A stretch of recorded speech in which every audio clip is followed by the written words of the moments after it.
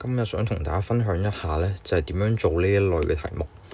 咁首先第一樣嘢，我哋會知道咁多個 option 入邊，佢哋最尾嘅位置係有啲唔同噶啦。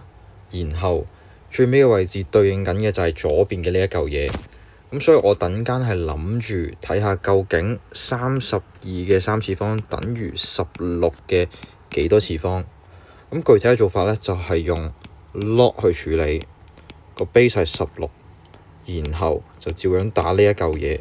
咁我哋點解會知係16呢？因為佢每一個個 base 都係16，所以呢個 base 就係16。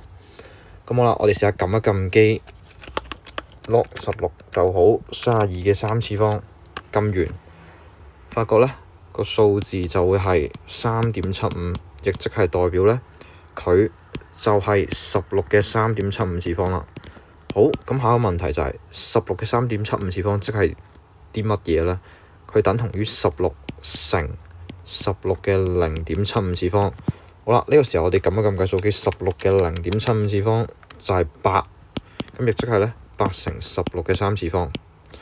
咁好啦，呢個時候呢，我哋睇翻咁多個答案入邊，有邊個有8？第一個同第三個。而佢呢一個三次方係點樣理解呢？最尾係16嘅0次、1次、2次、3次，所以答案就係 C。